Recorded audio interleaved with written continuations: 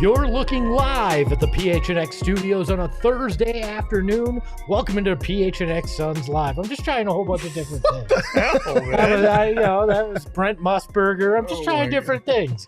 I'm Espo, Gerald, Saul. We're all here. Lindsey's still recovering, but good news, everybody. She's turned the corner, and I think she'll be back next week. Oh, no, she will be back on Monday. There's a clause in her contract. Saul's She demanding has it. to be back by Monday. Glad you're feeling better, Linz. Also, we are off to a strong start already in the chat because Rick James 2345 said continuity should be a banned word. Fuck that word. He's Rick James, bitch. It's going to be a long show for Rick.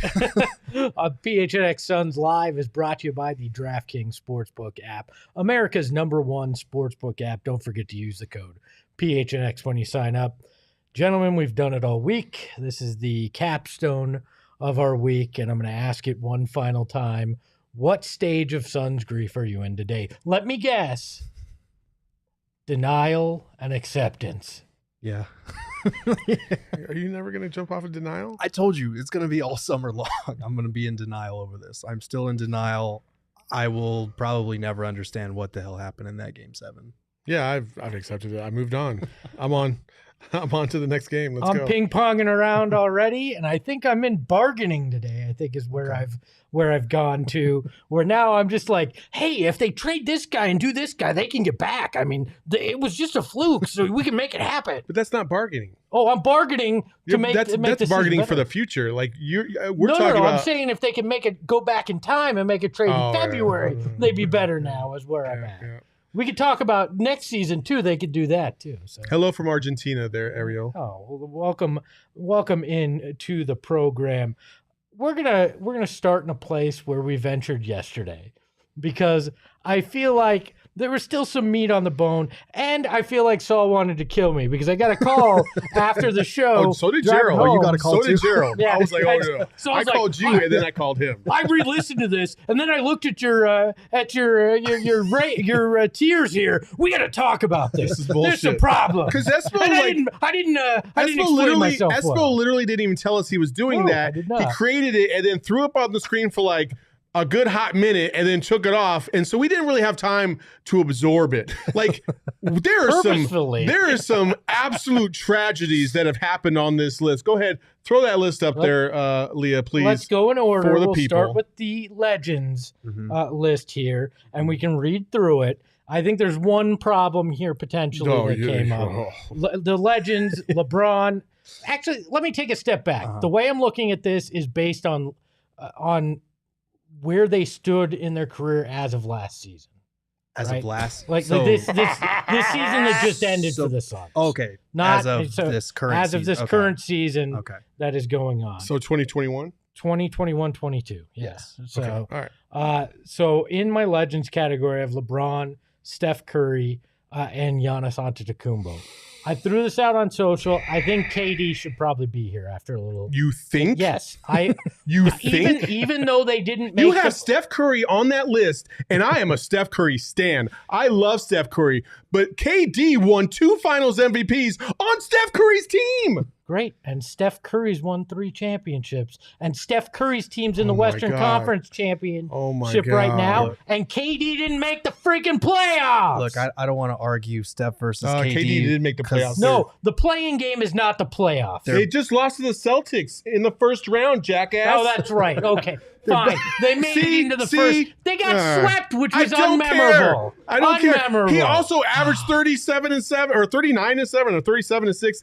He's just one of the best. He's literally one of the best players of all time. One of the top 10 players of all time. And you're not even going to put him in the top 10 list? Are you kidding? In the Legends list? I started by saying I messed up on that one. I admitted it before anybody said anything. No, you didn't admit it before anybody said anything, because you got called out on Twitter and now you're admitting it. No, but I thought it. I was thinking it when we talked about it yesterday that was probably an omission. Now I know it is because you're screaming at me, and so is Twitter. Gerald, you can speak now. Saul can be quiet for a second. They're both top 15 players of all time, top 20 at worst. So yeah, they're both in the legends category. Yeah, you don't have to omit Steph Curry because you add KD. You can have 4 people in there. there. And I'm saying that was an omission, that he should have moved from my megastar into that legend. Also, you can't talk shit about KD. He's coming to Phoenix. I'm not talking shit about it. Ariel in the chat wants to know, why is Kendall Marshall not in the legends list? Forgetting Kendall Marshall. Oh my God. It depends on what Poor kind of legend we're talking about. Legendarily bad that pick. That was a legendary pick, yeah. Yes, there's another Kendall that probably should be there, but we move on. We go into the mega stars list here. Wait, so are we skipping over the part where we think we can add players to this legend Do you want to add somebody to the legend list? All right. Who would you like to add? I'm adding both Kawhi Leonard and Nikola Jokic at this point in time. Can I explain on that? Sure. Kawhi, I felt like since he hadn't played all year, you had to move him down a level in my mind. Okay. Jokic didn't go into the legends because he doesn't have a title. Okay. I think I got in this not an argument, but I talked with some of our DNVR counterparts, and they said, "Well, what about Barkley?" I said, "In my mind, he'd be a megastar, not a legend, because he didn't have the title. To me, to be in that category, you have to have the ring. Okay, that's to be a legend, you have to have a ring. In this tiering, yes. Okay, so I mean, I just absolutely detest John Stockton. Oh yeah, I just want to go on the record and say that I think he is now one of the worst people in the world. Yeah, but when we're just talking basketball, like he has all the stats. Like, he is at the top of the list when it comes to point guards. No major award in terms of an MVP or anything. No title. Not a legend. But he would still be a legend. Megastar. I mean, he's the #1 assist guy of all time, and steals. That's great. And steals. That's great. What did it get him? A couple trips to the finals with no ring. But see, oh man, being a Suns fan has turned you sour. When I speak of John Stockton, fuck that guy. It's okay. Let him do this, because I'm about to set his ass up for failure using his own words. You can set me up for failure. Let's go. Here's Jack Wagon. Nikola Jokic, 2-time MVP. He's going to go down as one of the 50 greatest players of all time when he's done. Maybe he's not there yet, but he's 2-time MVP. He's in the conversation. Kawhi Leonard, 2 titles with 2 different teams, like constantly in the MVP voting when he's healthy. He wasn't healthy this year. If he's healthy, he's on that legend. I can see the drop for Kawhi because the health, but also the way he left San Antonio. Like he just, basically not wanting to play. And that's not really that's not what superstars should be all about. Obviously, this list is riddled with people who have flaws character-wise. Sure. Obviously. Every list is riddled with flawed character. Oh my gosh. Okay, let's go on to the next list. Let's move on to the megastars. So Joel Embiid, Nikola Jokic, we talked about KD, Kawhi Leonard, Luka Doncic. I think these guys are in that tier below legend, but a tier above the next group we're going to talk about. And I think Luka wasn't there until what he's done this playoffs. I think this playoffs this season, I think he moves up into that range. I have no problems with that. Yeah, okay. I would have in this group Luka, Joel Embiid. I would also have Jason Tatum, Jimmy Butler, Dame Lillard, Kyrie Irving, Paul George, Chris Paul, and Devin Booker. You'd have them all. Oh, I can't.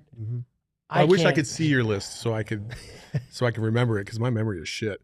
But you would have see, this is where we got all screwed up yesterday.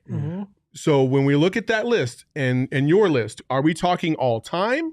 Are we talking this last season? 20, 21, 22. That's hard to do when you're talking about. You can consider their lifetime, but you should be looking at their impact last year when I'm making. That's a tough thing to kind of discern right there, because CP3, for all intents and purposes, minus the championship, should be on the next tier below the legends. I agree. I would put him in the legends list. He's like the 3rd best point guard ever. But if we're talking like with an emphasis on just this past year where they're at right now, I would move him a tier below. Yeah, like if this is all time, we're looking at it obviously this list changes, but I was just looking at it like in the here and now because we were talking about Devin Booker and a supermax in the here and now. Right. So. Man, that's and still that's how I framed the list. So I would still stick with what I've got right now. That's even so. Your list, I would have a problem with because of the way everything just unfolded in the second round for the Suns. Like you can't put CP3 in that megastars list if guy basically didn't do shit for 5 straight games in the second round. I mean, he was hurt. Like, well, I know, but that's part of the equation, right? Because we knock guys. Well, we knock guys like Kawhi down from the Legends list down to the Max Stars list for being injured. Well, you might not have, but he didn't play. And he knocked down Jamal Murray for being absent for the last year and a half because he didn't play. Like, well, but Chris Paul played the whole season except for those 15 games that he missed. Like, he wasn't. Like, there's a difference between missing a whole season because you're injured from a season before to like what Chris Paul. Did you watch the last 5 games? Does it really matter? Yeah, but if did you watch the first round? They don't win the first round without him dominating. But the second round, like, listen, we're talking about a team that was the best in franchise history, one of the few teams in NBA history to not even reach the conference finals despite having over 60 wins.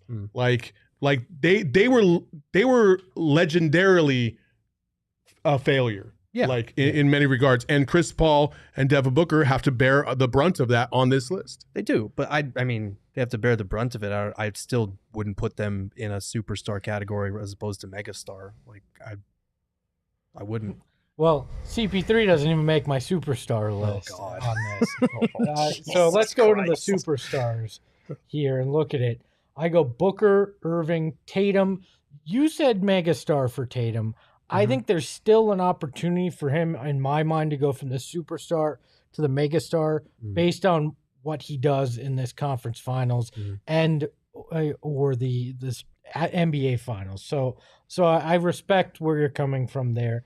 Ja Morant, DeMar DeRozan, Jimmy Butler, Dame Lillard. That's Dame probably would have been in megastars if he hadn't had such a bad season, been hurt. If his team didn't fall as much as they had. So that's why he's in this category. If we're talking all-time career, he'd be a megastar. Can you leave that up there for a second, please, Leah? So this is a little bit all over the place because I think the criteria is different for each one of these guys.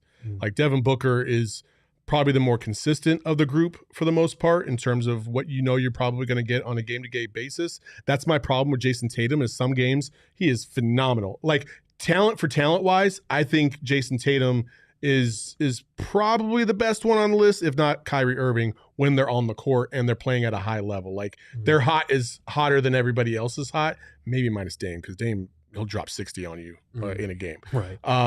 But when we're talking about just the overall scope of things, man, this is a tough list because, like, the way Devin Booker went out, you're like, okay, especially the last 2 games, when your team needs you the last 2 games of the season, you basically laid an egg in back-to-back games. Now, a lot of that is because he had no help in those games. Like, nobody else was doing shit either, except for DA in Game 6. Like, so I will give him that.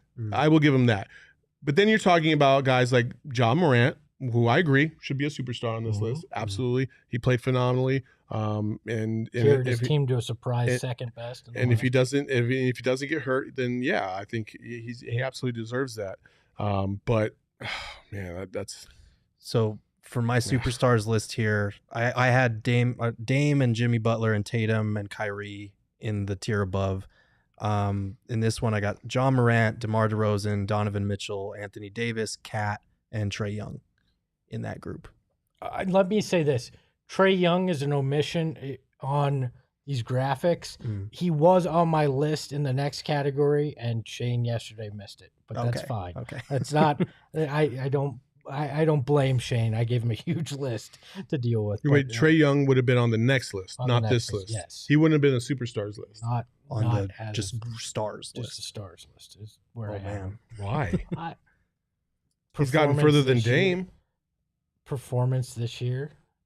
He was really good this year. Well, they've both been to a conference finals. Yeah, they've both been to conference finals. Dame went to 1, and then they got smoked by the Warriors. As usual. Yeah, they got swept, didn't they? I think so. Yeah. It was either 4 or 5. Yeah. I'm not the biggest fan of Trae Young's game. He reminds me of the Steph Marbury's, the Steve Francis's of the world with a longer jumper in my mind. So I look, I understand there's going to be some things we don't agree on. That's why these lists are interesting.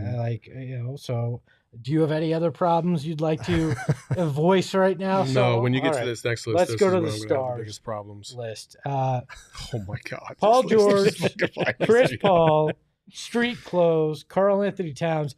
I admit the next one is a total bias pick, and he shouldn't probably be there, but I'm going to say it anyways. DeAndre Ayton, Spider Mitchell, Rudy Gobert, like Drew Holiday, Jaylen Brown, Klay Thompson, DeJounte Murray, Jamal Murray, Pascal Siakam, Chris Middleton, Trae Young, who's not listed there. You really put DeAndre Ayton in the same category as Chris Paul and Klay Thompson and Paul George. I'm trying to get my man paid. Oh my God. Well, let's remind you, Paul George and the Clippers did not get shit done this year. So this year thing is throwing me all off. Right. That's what I'm basing it on what happened this year.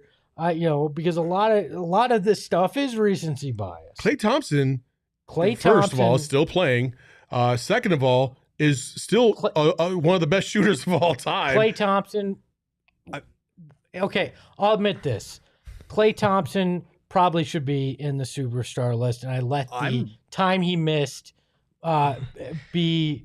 be more. Be careful, Gerald. Be careful, Gerald. Because I think I know where you're about to go. Megastar could be. If you say legend, I'm going to come kick your ass. No. But Megastar, I could understand. I was thinking he was one of the weaker inclusions on this list. If we're basing it just on this year, he's not been that great this year. He's not been good. Like, he had a Western Conference Finals without Klay Thompson. No, but like they have a lot of other good parts. Like, it's not like he's not the unquestionable number 2 on their offense anymore. Like, he's a guy that if he goes off and gives you something, great. But like right now, Klay Thompson, like, he's a legend if we're doing whole career. But like right now, Klay Thompson, I don't think they're in the Western. I included him in this stars tier that I have, but like he was near the end of my list. Klay Thompson right now could still drop 25 and a quarter if he wanted to. Like, he's still got that ability. Now, did he work himself into form for the last 3 months? Absolutely, yeah. And I'm not saying that he's not inconsistent. Far more inconsistent than he used to be, for sure. Like, he was consistently one of the best shooters of all time prior to the 2 injuries, right? So I will give you that. And if you want to knock him for that, that's fine. But it makes my skin boil to see. And I love DA. We all know that I love DA. But to see him on the same list as some of these guys, I'm like, what? Not even close. As Matthew Burgess says in the chat, keep DA, motivate him. I'm trying to motivate him here. Well, all right. By saying, you're a star, my man. Also, like, this is also the other problem with this list is if they didn't play last year, and that's the criteria, then Kawhi and Jamal Murray shouldn't even be on the list because they didn't play. Right. That's my problem with this list and why it's confusing is you still have them as legends, but you're not a legend if you can't fucking play. Let me tell you this. There are no rules. You guys can put together whatever you want and bring to the show. You just haven't. The moving target. The moving target of Espo rules. Right, so we had a couple of omissions here in this stars list. Can we see that list again, please, Leo? So people are going to slander me for this because of how he played this year, but like James Harden is still a star. Yes. Zach LaVine, star. Yes. Shai Gilgeous-Alexander, even though he's on a terrible team, star. Yes. He'd be competing for all NBA spots if he was on a winning team. Agreed. All 3. James Harden is not a star anymore. He is a star. James Harden is not a star. He's absolutely a star. No, he's not. Dude, I hate James Harden, but he's still a star. Nope. You still have to account for him or he will torch you. No, you don't have to account for him. You have to put one marginally decent defender on him. He can't get to the line anymore, and he can't fucking shoot. Also, Bradley Beal and Brandon Ingram. You know what? Bradley Beal was. And Brandon Ingram. Did we not watch Brandon Ingram in the first round? Like, he murdered us. Bradley Beal is. I agree. And you could make a case for Draymond as well. You can make a case for him. Well, Draymond should have been. Just because of the defense. Draymond should absolutely. The omission there is Draymond does not get enough credit on any of these lists. Because he's not on any of them for what he does for that team. Without Draymond, the Warriors get bounced in the first or second round. With Draymond, they make it all the way and probably win the finals. Yeah, it's fair. I mean, Look, I don't act like I'm infallible. Obviously, there are some misses and some things that can move around. I think more. You don't really like Brandon Ingram? He was There's damn near unguardable honestly, in that first round. There's some bias in my mind because of recency stuff. I think that, it depends on how you look at it. If it was just like one good series or if it was a launching point for him. I think it was kind of a launch pad for him to what's coming next. But, and Bam Adebayo, we'll find out. Agreed. Oh, yeah, Bam Adebayo, another one. But yeah, I struggled because I wanted to put DA on this list because, like, Drew Holiday being on the list, like if you take the championship away, he's got like 1 All-Star, 2 All-Stars maybe. Well, I think the criteria should be, did you make an All-Star game? Right. That's if fair. you haven't even done that yet, you shouldn't even be on any of these lists. That's fair. But so like DA's he's close. He's not as far away as we want to make it sound, but like I wouldn't. He's right there. Yeah. But it took Devin Booker was right there for the longest time. And then finally he got the nudge, and now he's gone 3 straight times. So let me ask you this: Does the tiering at least, like, to me, part of what I was trying to do was we argue, is this guy a superstar or not? Right. And I don't think it's as simple as, is this guy a superstar or not? Because there's intricacies, there's levels. Yeah. And that's the point, and that's what I called and screamed at Gerald about yesterday after kind of rehashing what I was thinking. I couldn't really level my own thoughts, so that's basically on me. But what I think this is with Devin Booker and in relation to the Supermax is, do I think Devin Booker is a quote unquote Supermax type player? I do not. I do not think that he is one of the more elite players in the game. Do I think he's a top 15 player? Sure. But in my estimation of elite, I'm talking like top 5 dudes in the league, dudes that that you better not ever turn your back on because they will drop 50 on your head. Like that kind of dude. Booker shows flashes of it.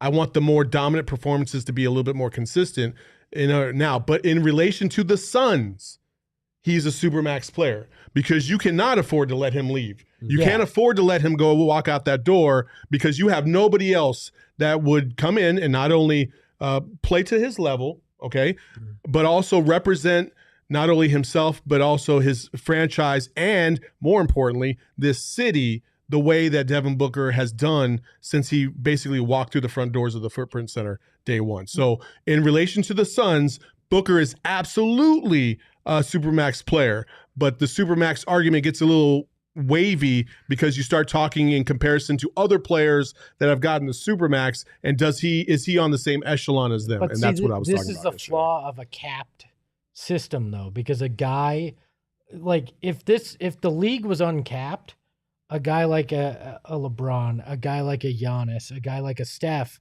are going to make significantly more. But the problem is when you're capped, it groups all these guys that are best player on the team into the same category. Right. So your decision is pay him the most I can or likely lose him. There's no in between. No, there's no in between. There's no way of parsing it better because the cap system locks you into that. Because I agree with you. He shouldn't get the same money that Steph or a Giannis or these guys are getting, but the system dictates that he has to if you're going to keep him, basically. Yeah. No, I completely agree. I don't have anything did we want to, because we saw a couple of young names come up on the list, and you did have a young, I think emerging stars. Like a young emerging stars list should be there. LaMelo should be on that. Ant. I had Halliburton. I think an omission here also should be potentially a Jordan Poole with what we've seen him start to do in Golden State. But there should be a tier for these guys that are on that track to make it into these lists, so you can consider them. Where would you put Mikal Bridges? I don't think he makes it onto a stars list yet because he's inconsistent offensively. If you're talking just defensively, he's a defensive star, but I think you need to have both and be consistent in the impact. Draymond might not have a huge offensive impact, but you know what he's going to do consistently offensively on the boards and defensively. Mikal, all over the map on what you can expect. I want, again, like DA, I wanted to put Mikal in that star category, but I don't think he's there yet. For the young fledgling stars, I had Ant and the 3 that you had. Darius Garland, Tyrese Maxey, Cade Cunningham, I would actually put there already. MPJ, and then, the injury thing. But if Zion is healthy, he's in that category. Yeah, no, I totally agree if Zion's healthy. And admittedly, I didn't go as deep on on the young guys. There's a lot of names. Hello in the chat, Espo. You forgot Jalen Smith on that Rising Stars. Also, we have a super chat from Norway. Morty from Norway in the house. Do you agree with the Sticks Craig trade? Maybe was not smart after all. And then he also gave us, I assume that's Norwegian bucks. Sweet. I don't know what is that. What is the Norwegian dollar? I don't know what it is. What's it called? I don't know what the conversion rate is either, but we'll find out. But thank you, Morton. You know what? The only reason I look at it and I don't... A crone? A crone, all right. I'll find out the conversion. Okay. I don't have a problem with the Sticks trade because you had already made your decision that you weren't picking up that option. So it was pretty much done. So you were just trying to get somebody that could legit try to help, and you thought Torrey Craig was that guy based on what he had done the year before. That wasn't the difference in what happened. No. So Jalen Smith wasn't coming in and solving what ailed the Suns in Game 6 and Game 7. So, Coda Kid in the chat says, here's a question. If Devin Booker gets the Supermax, will there be the same amount of blame on him like they do DeAndre? No. Here, this is what I'll say, is when DeAndre's not here, there's going to be a lot of hate thrown around to a lot of dudes that did not expect it coming their way because you can't blame DA anymore. So who are you going to blame now? It ain't going to be Devin. I mean, I disagree with that. I feel like everyone has gotten their just amount of blame for this. People have wanted to trade Chris Paul because he wasn't himself those last 5 games. People have bashed on Devin Booker for the Luka special stuff. I think he's talking more overall, not just this last series. I feel like Book, when he has a bad game, we're quick to point it out, though. Like, I feel like we do that with everybody. I feel like DA gets more hate because the inconsistency is more common with him. I think it's more it's more visceral though. Yeah. Because and it's not cool. Like, it's two sides, two very entrenched. Right. It's very much like politics right now. Yes. There's two very entrenched sides. There's no such thing as the middle, and everything is a very angry argument when it comes to DA. Right. I think everybody has love for Book and will say, hey, that was a really bad game, but it's not visceral. They're quicker to forgive Book because Book has given the franchise more. Like, that's just the simple nature of it. But I do think if he gets that Supermax, even though it won't kick in until 2024, like, I do think he'd be held to an even higher standard than he already is. Which it would be it would probably be the exact same thing that DeAndre experienced by being the number 1 pick. Like, that pressure of being the number 1 pick will now be the same kind of pressure.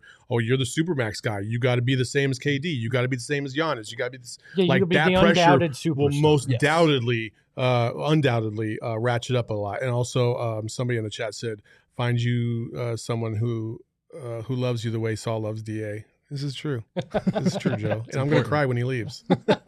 And we'll have it live here on PHNX therapy session live on we'll go emergency pod for Saul's I won't be on the pod for like a week. I promise you I won't. You're going to Lindsey Smith it, huh? Yeah. Oh, man.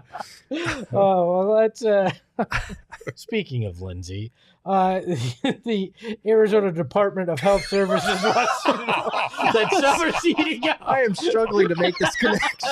Oh, you'll get it in a second. Oh, no. The summer's heating up right now. Lots of events going on, and we want you to be safe, healthy, and happy if you have it in you. Saul and I don't have it in us, but we want you to be happy if you are so inclined to. COVID-19 vaccines are free for everyone 5 and older. Those 12 and older are also now eligible for a booster. Visit azhealth.gov/findvaccines for a location near you. There's no easy transition to this next topic, so we'll just talk about one James Jones, who had a press conference yesterday, the general manager, talking about the season that was and what the future looks like. Gerald, you were part of that. There was a transition right there just for you, man. What transition should I have done? You could have said the Celtics and the Heat play tonight. You know, you used to play for the Heat. It was James Jones, and James Jones talked yesterday. But that's not a transition from talking about the vaccine. Yeah. Watching the playoffs makes me sick. You know, the Miami Heat are hot, and that's like a fever. James Jones. Anyways, you weren't here. Here's the transition. Due to COVID protocols, you weren't at the facility to talk with James Jones. It was over Zoom, but you were part of the press conference. Let's just get into it. What did you hear from James Jones? What were the talking points that we should get into and yell at each other about? Yeah, he touched on, it was only like a 9 or 10 minute press conference, but he touched on a variety of topics, and a lot of people are just going to say it was lip service and like empty platitudes and whatnot. But I do think like he did say some encouraging things. If you are on the team of like Deandre Ayton should stay here, he should have a future here. And again, well done is better than well said. We all know this thanks to Monty, but like he did say some encouraging things about wanting to keep the team together. His central theme of everything when we asked from the trade deadline to this upcoming summer was continuity, depth, not changing his approach to team building. And that's not encouraging if you're looking at this last series as far as like, well, where did continuity and depth get us this year? But he made some valid points. Like when he said the season ended in a disappointing way, but the season was not a disappointment. Like that is true. Like they won 64 games, and until they completely stopped playing like themselves and some stuff went on behind the scenes that we don't still know the extent of it, like they were the favorites to win the title. The reason that we're all sitting here shell-shocked is because they completely got away from what made them great in the first place.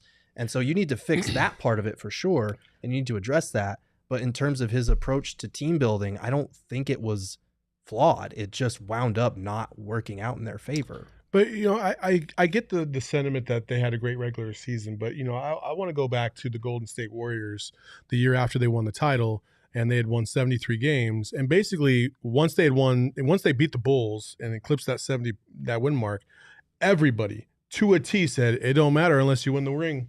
It don't, and that's why they're not one of the greatest teams, quote unquote, of all time, even though win percentage wise, they obliterated everybody like in NBA history. And so at the end of the day, it's about, do you win a title? Do you get, or at least come close? And they didn't even come close. They got bounced in the second round. Like that's just too soon. And with the moves that were potentially, you know, out there or rumored to be out there that could have been executed, to sit here and say, well, we had a good regular season and that's good enough for us right now, is kind of bullshit.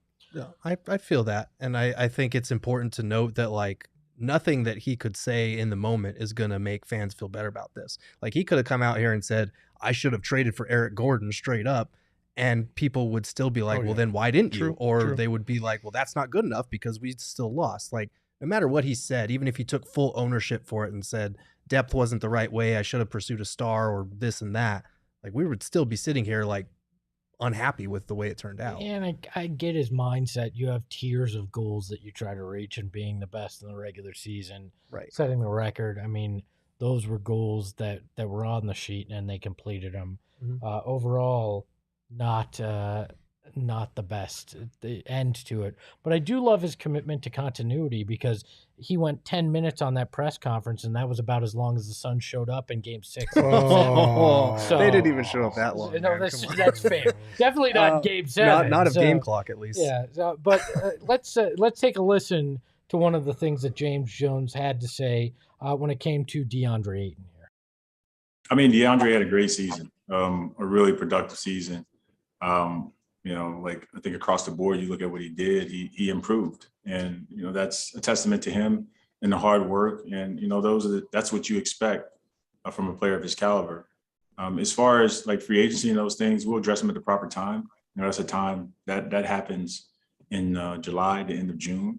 But we want to continue to keep our consistency, our continuity, and keep the guys that we have and continue to help those guys improve upon the things that we did this year. The season didn't end the way we wanted it to, but I think with a lot of internal improvement, we can progress forward. He said end of June, beginning of July. You know, we'll be in the beginning of July. What's that? Summer League. We'll be at the Summer League. Oh yeah. Oh yeah. Oh yeah. And when we see James Jones, I swear I'm like, hey bro, what's going on? I don't see a deal yet. We got a DA answer? Well, he says end of June though. You know what's at the end of June? the draft. Yep. So you could have conclusion to your DA questions in some kind of deal at draft time too. But again, this could just be lip service. It could be him not wanting to tip his hand, which is smart. You know, like Saul, you and I were talking about this. James Jones understands that if you are going to try and trade DA, you need to talk him up. You need absolutely inflate your asset. Like Absolutely. That's what you're supposed to do as a GM. So that could just be all this is. But he was very complimentary of the progress that DA made, which we've talked about all season long, how he improved in a lot of big areas. That didn't show as much in that second round playoff series, but he really did make strides this season. He's still, I think he's going to turn 24 in July. So like he's still young. And again, you're not going to get a one-on-one replacement for what he does. So I think him saying that he has this commitment to continuity is a good thing if you're a DA fan who wants to see him stick around, because, you know, you look at that core four that they have, they're all 26 years and younger. So maybe the continuity and the internal improvement doesn't necessarily apply to the end of bench guys or the role player guys, but just to those four and Chris Paul for the time being. If this isn't lip service, right, and we take it at face value, part of it makes me wonder, are there dueling thoughts internally on Deandre Ayton?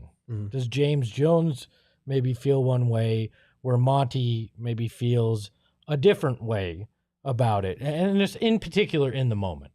To be fair with Monty, everything that was asked of Monty that has been pointed at when it comes to DA was in the moment right after a very tough loss where James Jones gets 4 days to prepare his thoughts before he sits in front of people for 10 minutes. Right. Very different situation, but it does make me wonder, are there competing thoughts within the organization when it comes to DA potentially too? We don't know, but that kind of, if we're taking him at face value, it makes me wonder that. There could be, and it could be just like the Suns fan base and just like each of us who support DA and want him to see him play well, but also can acknowledge the inconsistencies and the inability to dribble, which is what, if you're a number one or a number two option, you need to be able to do. And you can't do that yet. But I do think, like, he acknowledged the whole Monty DA spat on the sidelines. He was asked about it. And he said, like, no, it's not my, like, because he was asked, do you feel the need to get them in a room together and hash it out? And he said, no, like, we're a team. This is what happens with a team that has high expectations and that didn't live up to those expectations. Like, tempers will flare, and he doesn't feel the need to babysit them. And he said something to the effect of, I think Monty addressed it, whether that was with him individually after the fact or as the team when he addressed them on Monday morning. I don't know, but I think he said, we're adults, we're going to handle it like adults. And it is what it is. Like, I don't know. Again, could be lip service. There could be deeper feuds there, but on the surface, it sounds like he's going to let his team function the way that it's functioned to this point. Somebody in the chat had mentioned, you know, like for a guy who has averaged over the course of his career just 12 field goal attempts per game, you know, I think people don't realize how efficient he really is. And they dog him because, you know, he's inconsistent and he doesn't show the type of promise that a number one pick would show, right? But I think that the Suns have equally been as at fault in inconsistently keeping him involved on the offensive side of the ball. And listen, anybody will tell you, even if you just go play pickup ball, you're only going to run as many times up and down that court, or you're only going to run up and down that court so many times before you realize, man, I haven't touched the ball like 15 straight times down the court. Fuck him. For sure, but where does he get his points, though? How does he get his points? Well, everybody else, that's up to everybody else, unfortunately, in this situation. But that's what I'm saying is, like, his 12 field goal attempts are a product of his skill set and where he's best maximized right now. Like, I'm not saying it's going to be that way forever, and I saw somebody say he's a 7-footer, he shouldn't have to dribble.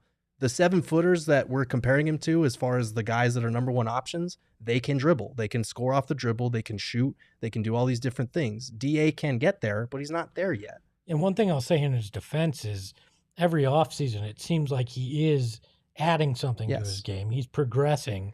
So it's where he is now doesn't mean that's where he'll be next year or the year after, which is one of the things you have to consider in this.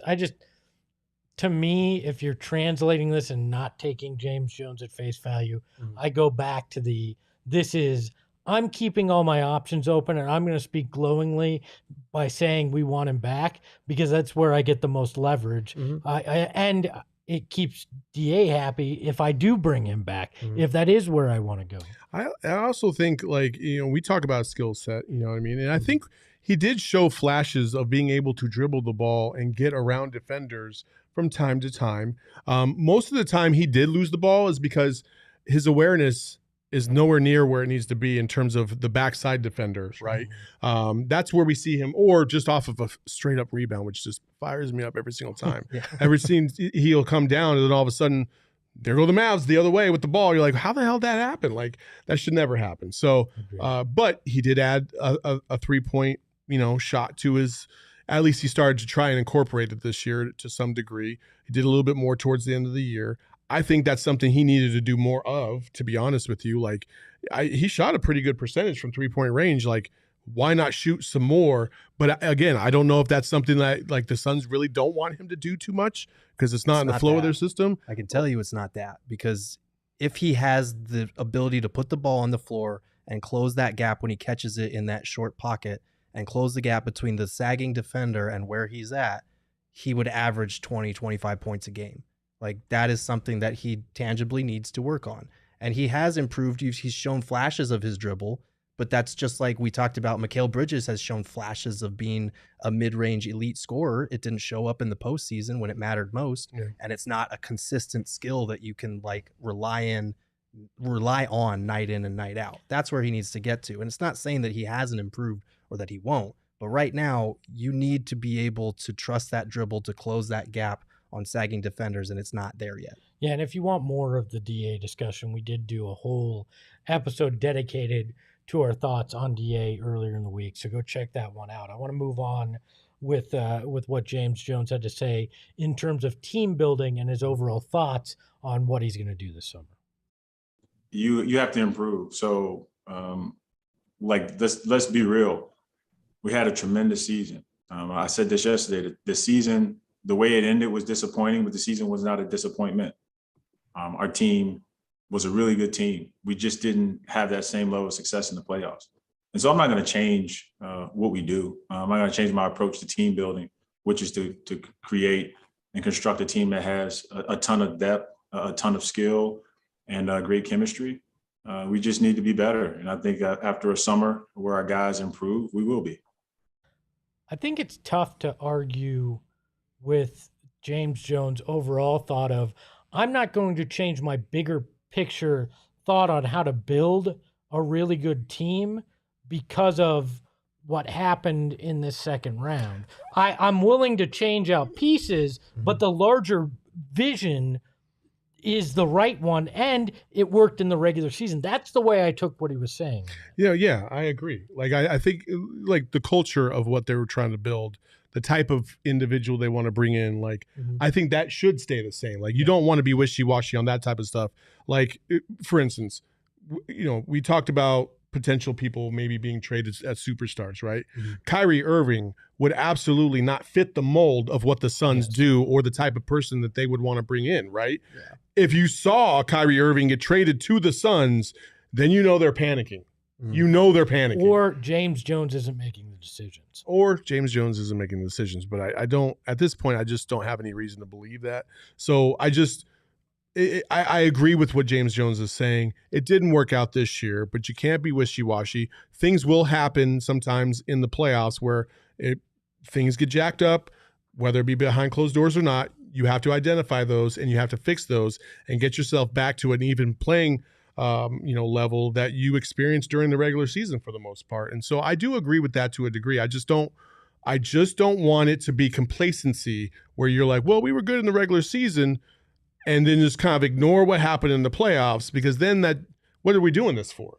Yeah, and I didn't, and Gerald hop in here too, but I didn't get the sense that it was that. My guess is he's looking at that bench and going, that's where I messed up. That's so crazy. You had the right guys in terms of camaraderie, it felt like, but maybe not the right guys in terms of skill set. It's so crazy how that bench was like one of the bell cows of this team all season long. And then we got to the playoffs and it was like, what just happened here? just right. completely Like just campaign turned into a pumpkin. Man. Torrey Craig made nowhere near the impact he made last year when he was a midseason addition. Aaron Holiday never even got a chance. JaVale McGee was, in pick and roll, drop coverage to death. Like Bismack Biyombo is arguably the only bench player that like came in and consistently gave them effort when he actually got run. Yeah.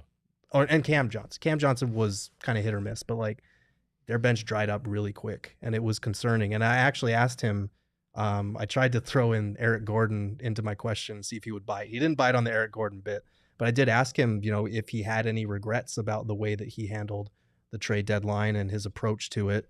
And he said no. Like I approached the trade deadline just like I approached the summer. I'm focused on chemistry, focused on depth, focused on building the best team possible. Like those are practical moves versus theoretical moves. I can't live in that world where I'm looking back as far as like, oh, I should have done this differently.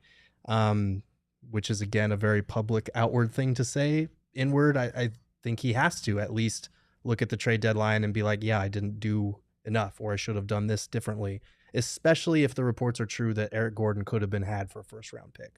Like you needed another ball handler, another shooter, another guy that can create his own shot in that type of playoff series. They didn't have it, especially with Chris Paul hobbled, Devin Booker being trapped, and campaign being whatever that turned into. Yeah. Did you ask him if Frank Kaminsky leaving destroyed the locker? Sadly, I did not get it. If we had gotten James Jones a couple of weeks ago, I would have totally asked about Frank Kaminsky just because we love Frank. But end of season stuff, I was going to hold off. Real quick too, I've seen this comment several times across social. Dirty Face Capone says, "Windows closed. Can't depend on a 38-year-old CP3 to lead you to a championship. This team is in a real pickle."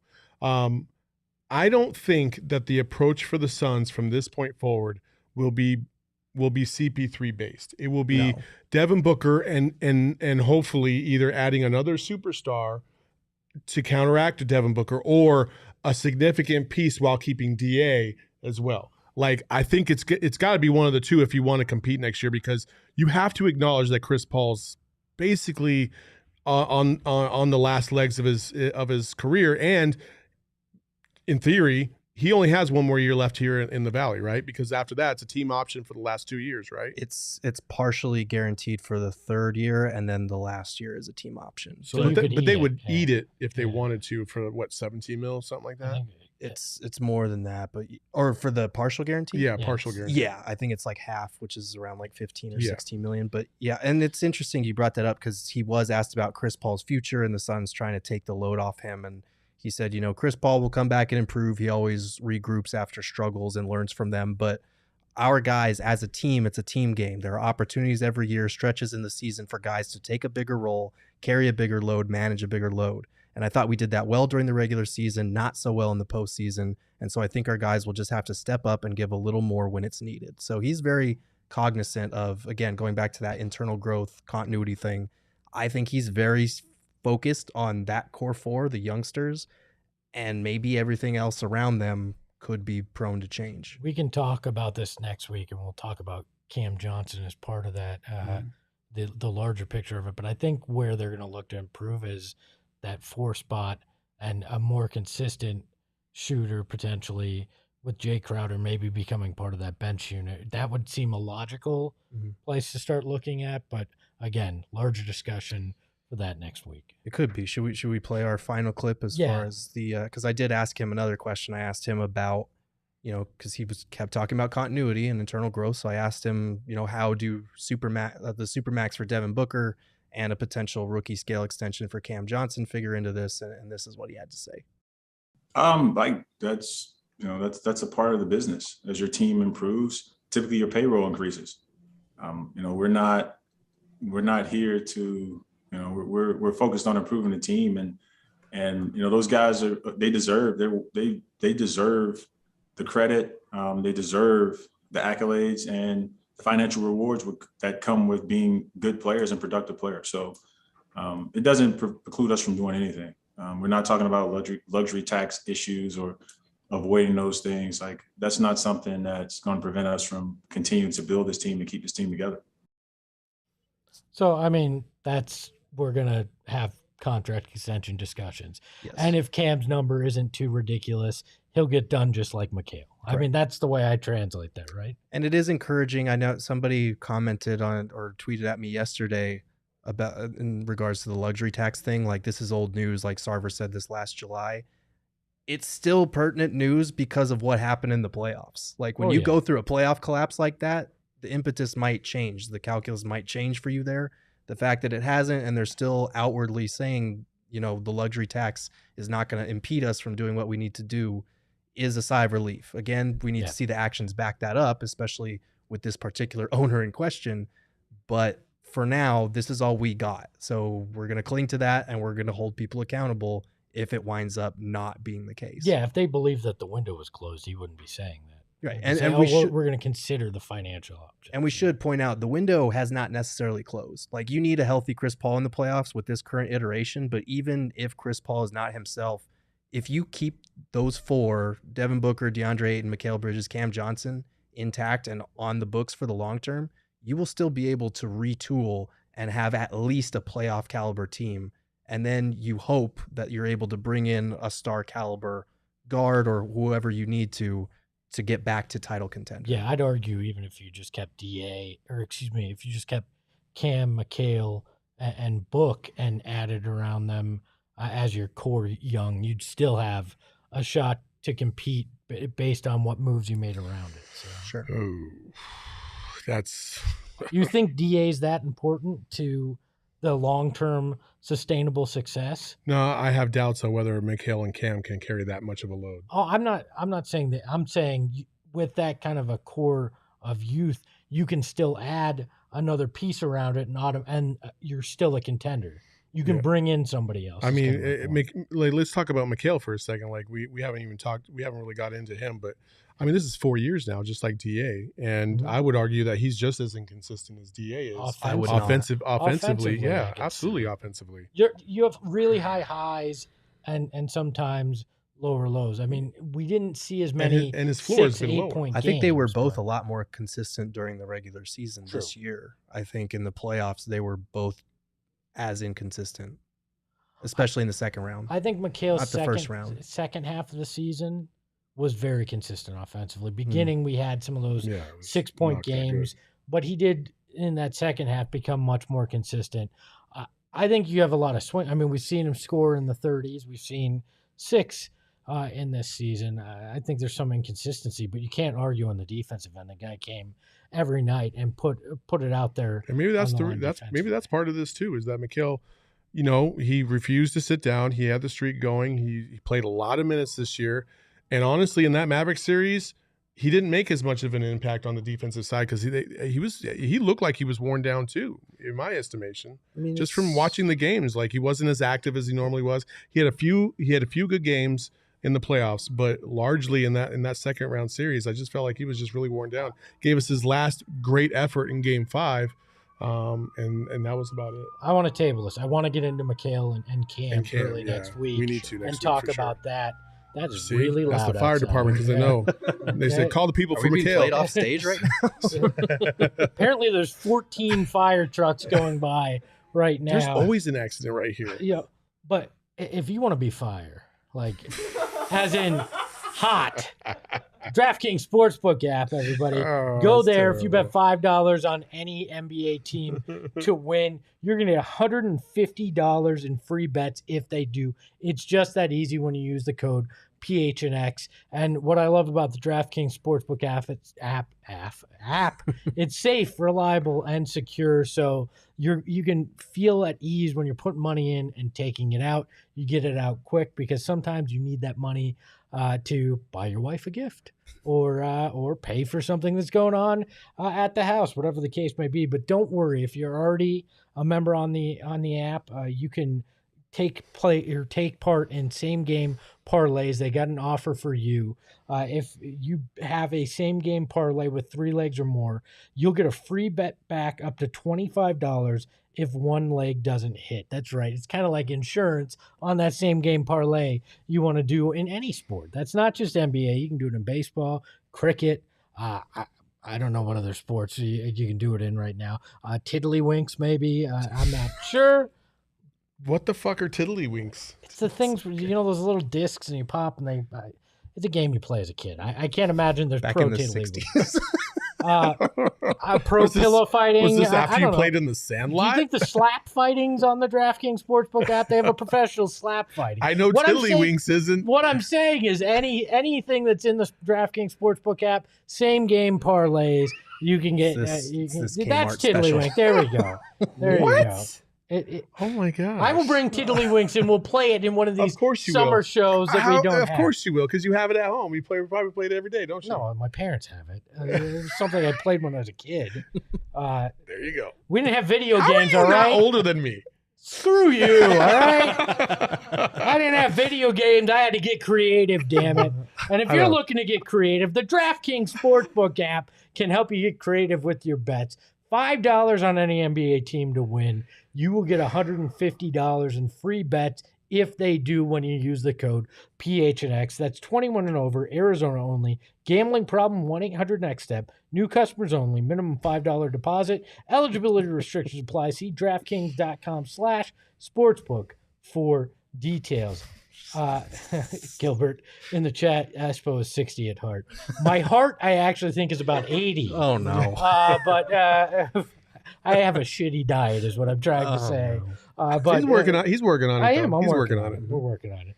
Hello, says Espo. We don't need to know your sex lingo. All right. Is that the Tiddlywinks reference? Hey, babe, you want to do some tiddlywinks? Tiddlywinks. What? You know what? We've decided to have some fun at the end of these shows this summer, and we've gone high tech with our ad wheel roulette. Jesus. So let's pull it up. We're going to decide. Well, too damn bad. One off this ride. You are, and we're going to do it. My southern accent was so bad. So here's the spin. hope I'll Lindsey do gets it. Lindsey if it lands on Lindsey. So let's see. It landed on Gerald. Gerald is the wheel. Let's see Game is what rigged. you're going to be doing for the OG's ad read here. What is it? Oh, you're going to do it as Spicoli from Fast Times at Ridgemont High, which is basically a stoner. Bro, I Give have me no- a stoner. I'm doing voice. a stoner no read for stoner OG's read. ad? I have Yes, no yes, idea. you are. I don't even know Spicoli. what that. I don't even know who that fuck that is. Oh, come on. It was Sean Penn's I character. don't partake. Fast Times at Ridgemont High. When did that movie come out? In the 80s. When? Like 82? No. Come on. No. Give me... Fine. You can do it as This the... isn't the baseball you can do it as podcast the where we live dude. in the old days. How about the dude? I'll just do. From The Big Lebowski. I'll just try a stoner. I hate you for this. I'm so upset. I've gotten the worst one so far. I got Monty and Stoner. Two polar opposites. Two totally different things. Stop by your local dispensary and grab some amazing scratch-made THC gummies from our friends at OG's, man. Yeah, man. Like different flavors, like blackberries and cream and watermelon. Like it's perfect if you're in the mood for an uplifting sativa or like a chill indica. Don't bogart the edibles, Gerald. If you're interested in trying the amazingly delicious variety of flavors that OG Brands has to offer, Is this Surfer Dude? go to Keanu. ogbrands.com. It is Keanu. You guys are fucking with my accent. That's OGEEZ .brands. Oh, there's no dot, bro. Brands.com to find OGs near you. Well done, That is sir. Well done. spectacular. Good work, Fantastic. sir, Good Gerald. stuff, Gerald. Best Thank OGs read we've had. If you guys have any suggestions for voices we should do, put them in the chat or in the comments on the show, or Apparently tweet can't us. do Kendrick Perkins. No Kendrick Perkins, but tweet us too. You can tweet us at PHNX_Suns if you have an idea. We'll add them to the wheel and torture everyone. I can't wait till Lindsey totally refuses to do this when she comes back, not which will playing. be amazing. I guess I'll have to have two on the wheel at that point. So we've come to the end of the show, end of our week here at PHNX Suns No Live. show tomorrow. Thank you so much for helping us get through what was a tough week looking back at whatever the hell happened. Plenty more coming up. We will be here Monday through Friday next week, 2 p.m. live, and you can always get us on demand on podcast, wherever you get your podcast. Please leave a 5-star review. You can write whatever you want in said review. Just make sure it's 5 stars. So for Gerald Bourguet, at Gerald Bourguet on Twitter, Saul Bookman, at Saul_Bookman. The underscore is there because Gerald's stoner voice needs a little extra space to breathe. You can follow me at Espo. And remember, you never know who's going to wind up on the ad wheel of roulette and what stupid accent they're going to have to do. Ahoy, hoy.